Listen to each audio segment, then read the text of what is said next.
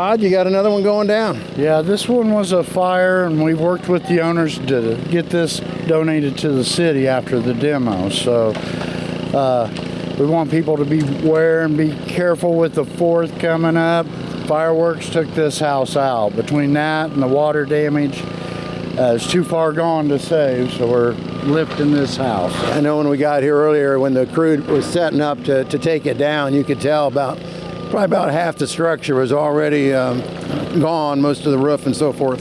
Yes, plus this was a big one to have asbestos removed, which took extra time. And so again, we've talked about it to the folks before, but if anyone has property that they would like to donate to the city that's in bad shape, I'm talking about things that can't be saved, they want to reach out, we can talk about it. We can't always guarantee that we would do it, but there's certain select times we will. And if we do that, there's no cost to the owner, but at the same time, we end up with a piece of property, and we try to repurpose that by working with Habitat or someone like that to possibly infill it with a new home. We had one around the corner on Fletcher, which is the next one. Same process. It's burnt out. The brick's ready to fall off. It's right across from the school.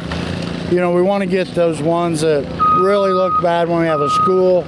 You know, we have the apartments here. We want to clean up the area.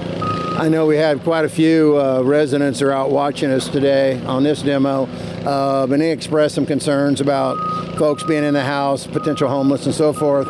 And we just want to reassure everybody that we always go through and double check, obviously before we start, but we make a couple extra efforts to make sure. And today we actually have a drone in the sky watching out for things, but all safe in that regard.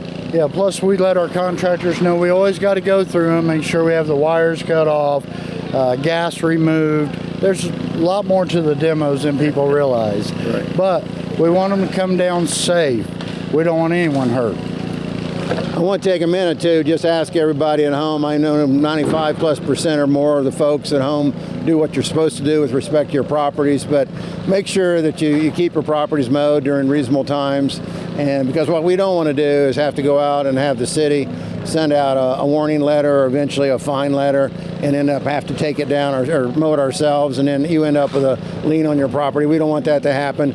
But let the folks know what the rules are as far as how high something can get before we will take that type of action. Right. Unfortunately, once it's 12 inches tall, we start action.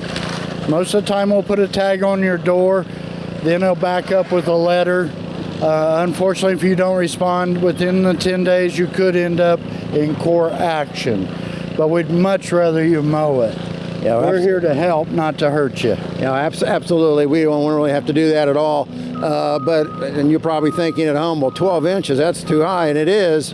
But the reality is we have to give folks a reasonable opportunity to take care of their property. And of course, we do have a number of absentee owners in the area, properties in the area. People buy some of these older properties on tax sale, don't necessarily even know what they're getting, aren't from the area, don't take care of it, and then we have to step in. Yeah, and that's where I work with Trina, coming from environmental to the demos, hand in hand. You guys do a great job. I know we just talked a minute ago. You've got several on the list in terms of mowing that we're getting ready to have our crews go in and tackle. Really, yet this week. Yes, we have we got 2 weeks scheduled on mowing. So we're on the move, but we had to get through the first hump of giving everybody their chance to mow. And then I want to give that number out. One of the inspectors clerks moved up to an inspector.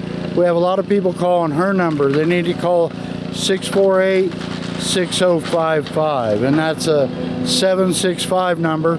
We'll be glad to look at any properties. Okay. So you got a little information there, and also want to remind everybody coming up this summer, we'll continue to have a lot of great activities going on throughout the community. We just had one of our recent block parties over at Walnut Park, where the Anderson Police Department telling me that they gave out 700 hot dogs. Wow. Our next one is going to be at Jackson Park, and that'll be coming up here in, tell me, Jill, 14th. So it'll be on the 14th at Jackson Park. All that's free. We also have our summer concert series that'll be kicking off on the 13th of June, which is only, of course, about 10, 11 days away. That's down at Dickman Park. That also is free. I had one of the tenants here ask me about that a few minutes ago. They thought that they had to pay for it. You do not. It's part of one of the things that the city does for its residents. So make sure you come down and check it out. It's always a great time. We'll be having 10 of those this year. And then this year we're also going to be celebrating our Independence Day celebration on the 3rd of July. We'll have a parade at downtown Anderson, and that will be followed by Corey Cox, who will be over right behind the old Work One building, right off of 10th Street.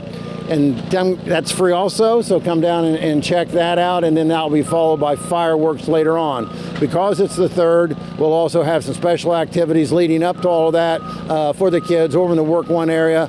We'll have several different types of bounce houses, petting zoos, and so forth. Be similar to our block parties, but even on a little bit on steroids, really. So it's all free. Come on over and check it out, and have a safe holidays, of course, and safe summer. We look forward to getting back with you soon. Todd, congratulations on another great job. Thank you. Thank you.